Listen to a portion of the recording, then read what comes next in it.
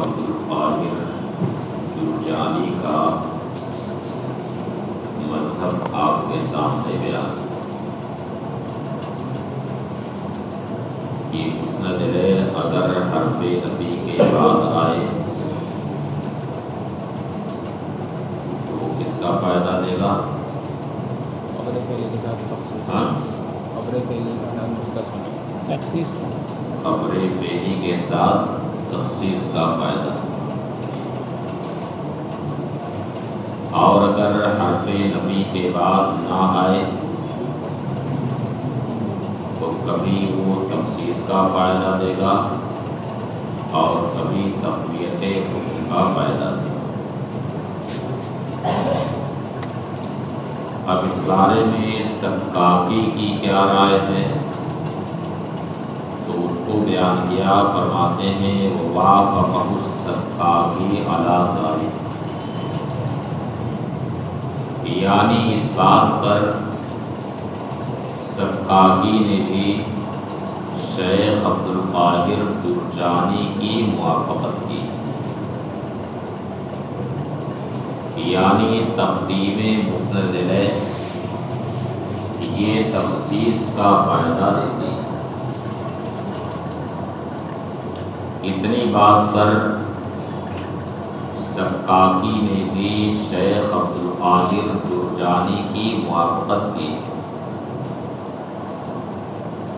لیکن کچھ قیود اور شرائط میں سکاکی نے شیخ عبد القاہر جرجانی سے اختلاف کیا۔ چنانچہ سکاکی نے کہا التقدیم یفید الاختصاص، یعنی تقدیم مسند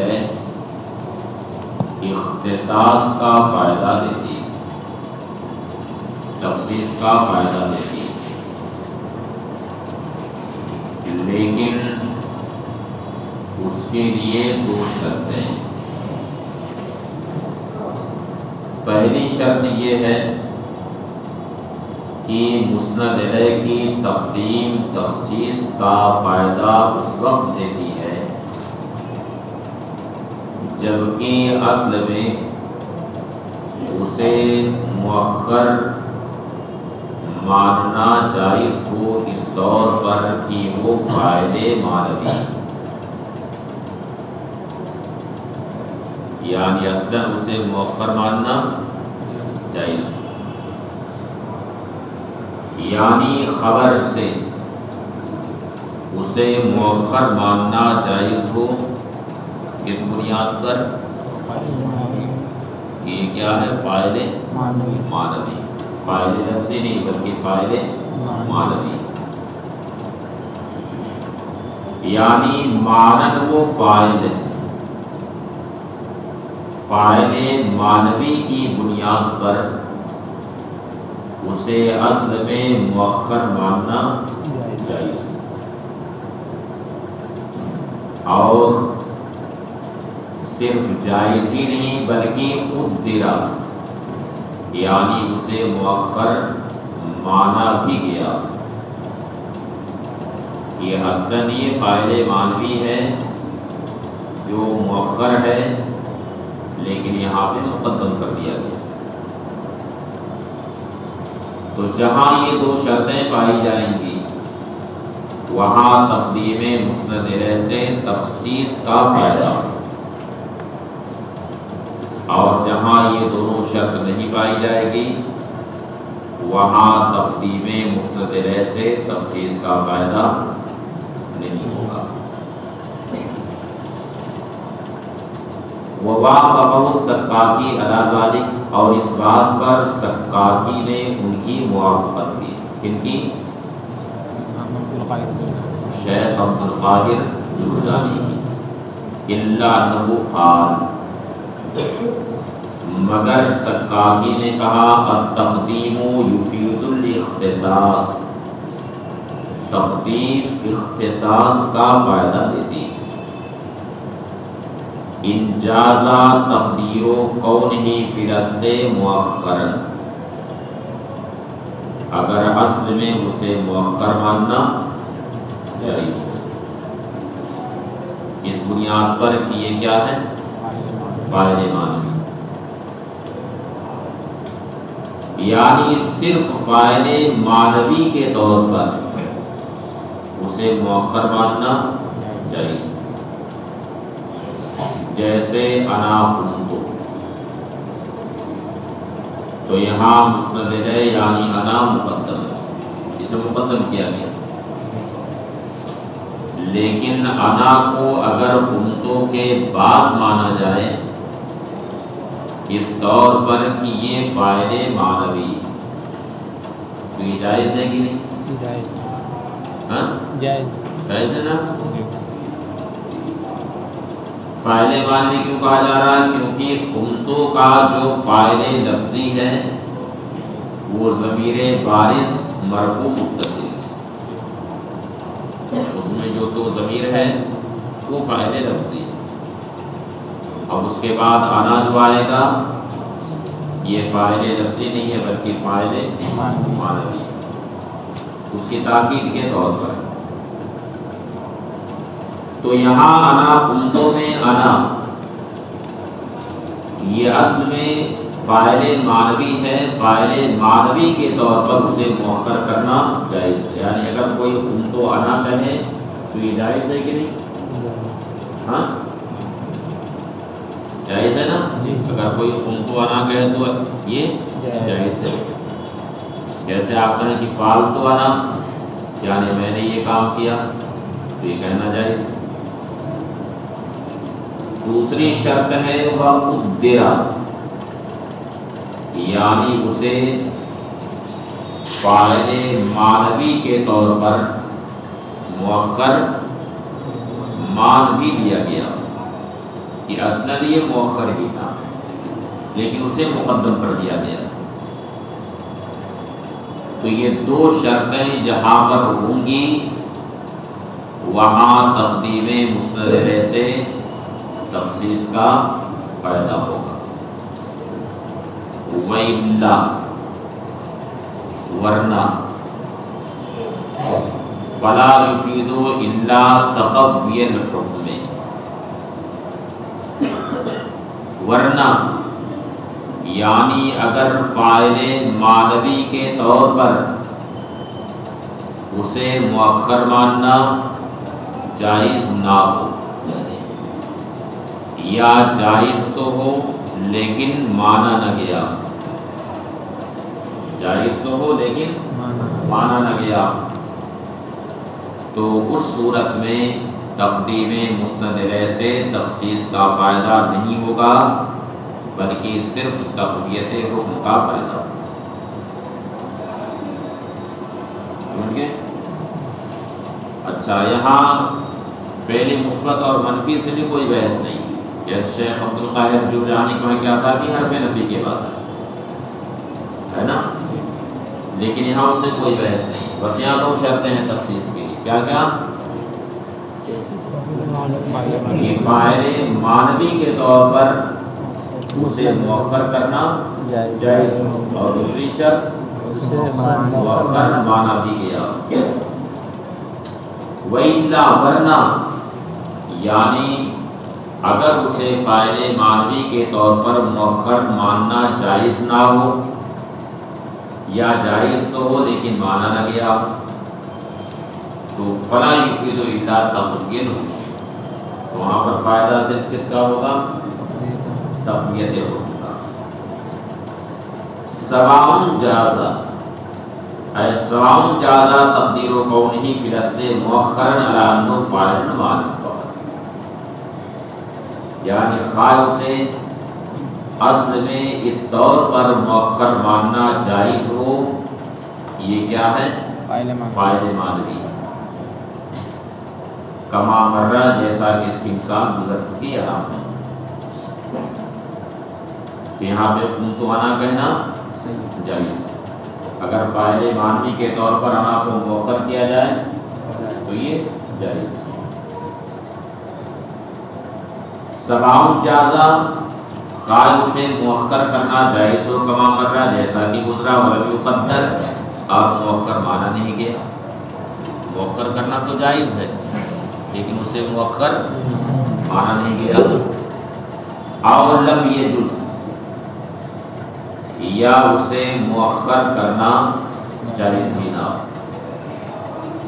یعنی فاعل معنوی کے طور پر اسے مؤخر کرنا جائز ہی نہ ہو. جیسے زید قام، تو زید قام میں اگر زید کو قامہ سے مؤخر کیا جائے اور کہا جائے قام زید، تو زید یہ قامہ کا فاعل لفظی ہوگا یا فاعل معنوی؟ لفظی. کیا ہو جائے گا؟ فاعل لفظی. تو فاعل معنوی کے طور پر اسے مؤخر کرنا ناجائز ہے؟ نہیں ناجائز ہے. اس لیے زید قامہ میں تخصیص کا فائدہ نہیں ہوگا بلکہ صرف کس کا فائدہ ہوگا؟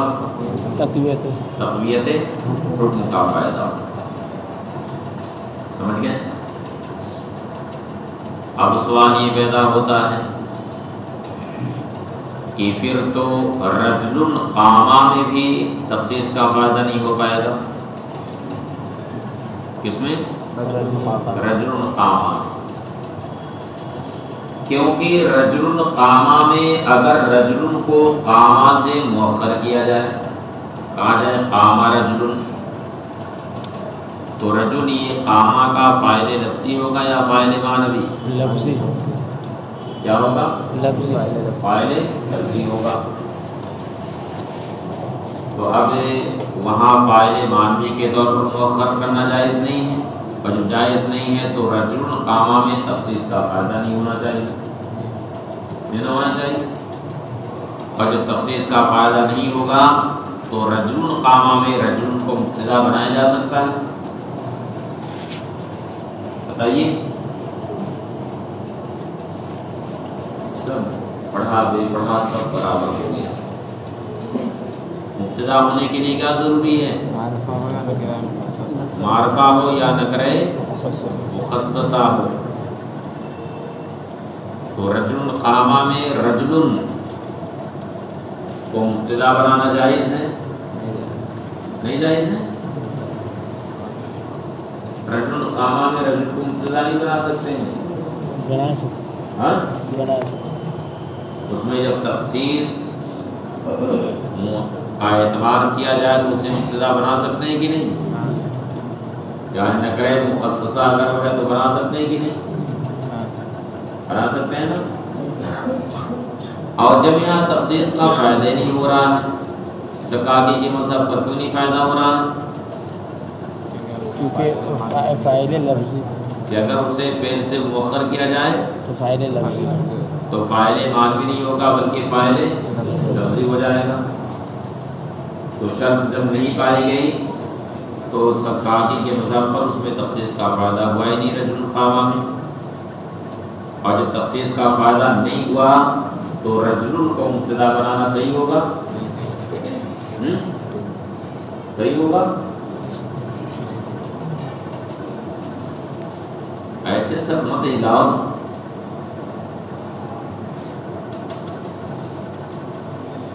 جو بُزِ اخفش کے بارے میں مشہور ہے، کیا حقیقت ہے اس کی؟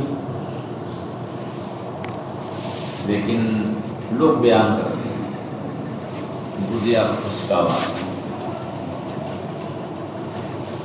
اخفش کی بکری کا واقعہ بیان کرتے ہیں کہ نہیں؟ نہیں سنا؟ سنا؟ کیا سنا؟ سبق سنا رہا تھا. تو ایسے مت سر ہلاؤ، مجھے سمجھ کر کے سر ہلاؤ. نکرہ کو مبتدا کب بنایا جا سکتا ہے؟ جب وہ کیا ہو؟ مخصصہ.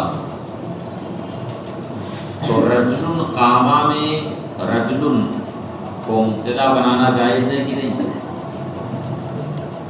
بولو، جائز ہے کہ نہیں؟ جائز ہے. آخر اس کی کوئی مثال شر احرہ زانام میں پڑے کہ نہیں؟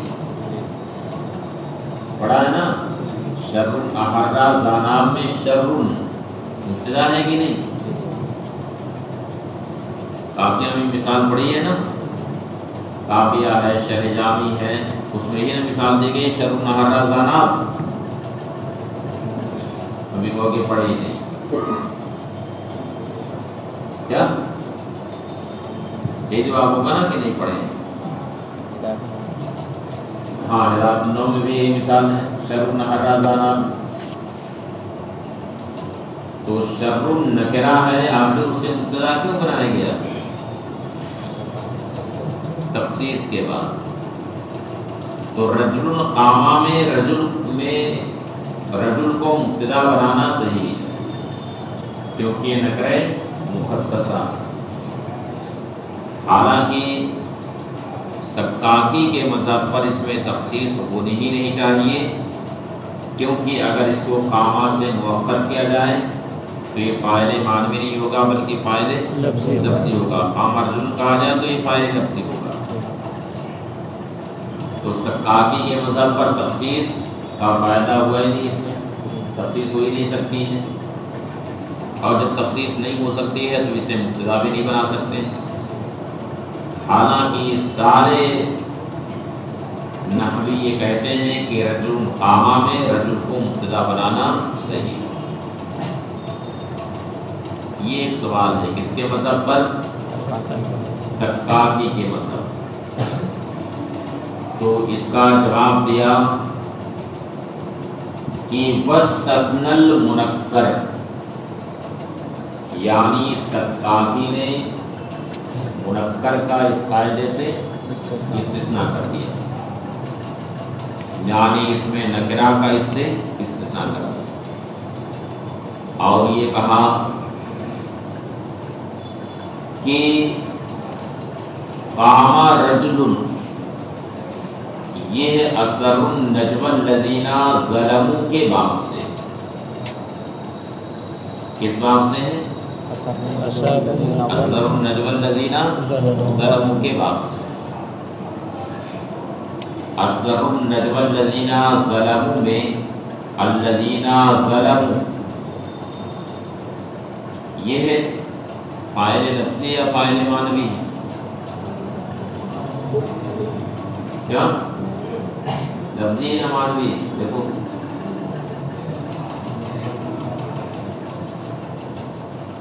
اہل علم میں اختلاف ہے. فاعل معنی لفظی یا معنوی؟ معنوی. کیا لفظی؟ چلو دونوں اپنی اپنی دلیل بتاؤ.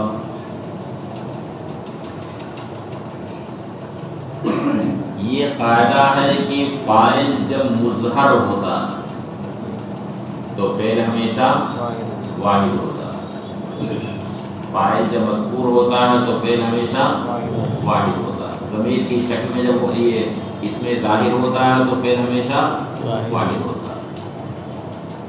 اب اگر الذین ظلموا یہ فاعل ہے لفظاً تو فاعل تو اس میں ظاہر ہے، تو اس لحاظ سے کیا ہوتا؟ اثر ہوتا کہ اسرہ ہوتا؟ کیا ہوتا؟ اسرہ. لیکن کیا ہے یہاں پہ؟ اثر. اس کا مطلب ہے کہ الذین ظلموا یہ فاعل لفظی نہیں بلکہ فاعل لفظی وہ ضمیر ہے جو اثر کے ساتھ، اور الذین ظلموا اس ضمیر سے بدل. تو اسی طرح سے قام رجل میں قامہ کا فاعل درست وہ ضمیر ہے جو اس کے اندر پوشیدہ ہے، اور رجل یہ اسی سے بدل. تو سکاکی نے یہ کہہ دیا کہ قام رجل یہ کس باب سے ہے؟ اثر النجم الذین ظلموا کے باب سے. واستثنى المنکر بجعلہ من باب واثر النجم الذین ظلموا. سکاکی نے منکر کا استثناء کیا، اس کو واثر النجم الذین ظلموا کے باب سے کر کے. القول بالابدال من الضمیر، یعنی ضمیر سے ابدال کا قول کر کے، لئلا ينتفی التخصیص، تاکہ رجل قامہ میں تخصیص منتفی نہ ہو، رجل قامہ میں تخصیص منتفی نہ ہو، اذ لا سبب له سوا، کیونکہ اس کے علاوہ اس کا اور کوئی سبب نہیں، اس کے علاوہ اور کوئی سبب نہیں، یعنی سوائے اس کے کہ اسے اثر النجم الذین ظلموا کے باب سے بنایا جائے، اس کے علاوہ کوئی سبب نہیں ہے کہ اس میں تخصیص پیدا ہو اور اسے مبتدا بنایا جا سکے، سمجھ گئے؟ اذ لا سبب له سوا، اس لیے کہ اس کے علاوہ اور تخصیص کا کوئی سبب نہیں، بخلاف المعرف، برخلاف معرف یعنی زید قامہ، کہ وہاں پر زید کو مبتدا بنانے کے لیے کسی تخصیص کی ضرورت نہیں، کیونکہ زید یہ معرفہ، وہاں اسے مبتدا بنانے کے لیے کسی تخصیص کی ضرورت نہیں، لیکن رجل قامہ میں رجل کو مبتدا بنانے کے لیے تخصیص کی ضرورت ہے، کیونکہ اس کے بغیر مبتدا ہو ہی نہیں سکتا ہے، اور تخصیص کے لیے سوائے اس کے کوئی ذریعہ نہیں ہے، کوئی اس کا سبب نہیں ہے کہ اسے اصل میں مؤخر مانا جائے اور اسے اثر النجم الذین ظلموا کے باب سے مانا جائے، اور یہ کہا جائے کہ قامہ رجل میں قامہ کا اصل فاعل وہ ضمیر ہے جو اس میں پوشیدہ ہے، اور رجل ہی اسی ضمیر سے بدل، اس کے علاوہ تخصیص کا اور کوئی سبب یہاں پر نہیں، سمجھ گئے؟ اذ لا سبب له سوا، اس لیے کہ اس کے علاوہ اس کا اور کوئی سبب نہیں ہے، بخلاف المعرف، برخلاف معرف یعنی معرفہ، وہاں مبتدا بنانے کے لیے کسی تخصیص کی ضرورت نہیں ہے، اس لیے کہ معرفہ۔ ثم قال وشرطه اللہ یمنع من التخصیص مالک، پھر سقاطی نے یہ بھی کہا کہ تخصیص کے لیے شرط یہ بھی ہے کہ وہاں تخصیص سے کوئی معنی نہ ہو، یہ بھی شرط ہے کہ تخصیص سے کوئی معنی نہ ہو،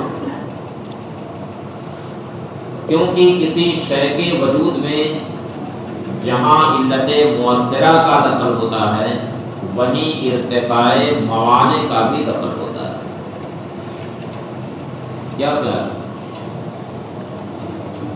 کسی چیز کے وجود میں آنے کے لیے جہاں علت مؤثرہ کا دخل ہوتا ہے وہیں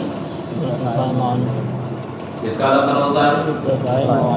ارتفاع موانع کا، جیسے آپ درسگاہ کے لیے کمرے سے چلے، اپنے روم سے چلے، تو علت وہاں پر موجود ہے، یعنی علت فاعلیہ جو آپ ہیں وہ سب موجود ہے، یعنی آمد جو ہوئی ہے اس کی علت فاعلیہ آمد، جو علت موجود ہے، لیکن مجیت کے وجود میں یعنی درسگاہ میں آنے کے لیے جہاں علت فاعلیہ درکار ہے وہیں ساتھ ہی ساتھ ارتفاع موانع بھی درکار، کیا خیال ہے؟ اب پتہ ہی چلا کہ راستے میں کوئی معنی آپ کے پیش آ گیا، جیسے کوئی مداری وہاں کھیل دکھا رہا ہے جو آپ کے لیے معنی بن گیا، یا وہ جو شام کو روڈ پر وہ جڑی بوٹیاں بیچتا ہے جسے بہت غور سے آپ لوگ دیکھتے ہیں اور بہت حساس ہو کر کے اس کو آہستہ سے خریدتے ہیں، اس طرح کا کوئی معنی پیش آ گیا تو تمام تر علت فاعلیہ کے باوجود درسگاہ میں آپ نہیں پہنچ پائے. کیوں نہیں پہنچ پائے؟ اس لیے کہ ارتقاء معنی نہیں ہو پایا. تو اب کسی شے کے وجود میں آنے کے لیے جہاں علت تاثیر درکار ہے وہیں ساتھ ہی ساتھ ارتقاء معنی بھی درکار ہے. تو سرکار نے کہا کہ وہ شرط ہو اور اس کی شرط یہ بھی ہے کہ وہاں تخصیص سے کوئی معنی نہ ہو. کا قولنا رجل جانی، جیسے کہ رجل جانی میں کوئی معنی نہیں ہے تخصیص سے. رجل جانی میں تخصیص سے کوئی معنی نہیں. خواہ تخصیص فرد ہو اس سے بھی کوئی معنی نہیں، یا تخصیص نہ ہو تو اس سے بھی کوئی معنی نہیں. یعنی اگر آپ یہ کہنا چاہتے ہیں کہ ایک مرد میرے پاس آیا تو بھی صحیح ہے، اور اگر آپ یہ کہنا چاہتے ہیں کہ میرے پاس مرد ہی آیا ہے عورت نہیں آئی ہے تو بھی آپ کہہ سکتے ہیں. تخصیص فرد آپ مراد لیں یا تخصیص جنس مراد لیں، کوئی معنی آپ کے لیے یہاں پر نہیں. جیسے کہ ہم کہیں رجل جانی علامہ مرہ جیسا کہ گزر چکا ہے. دونا قولہم شر احرا زانا، نہ کہ ان کا قول شر احرا زانا، یعنی شر احرا زانا میں تخصیص سے معنی موجود ہے.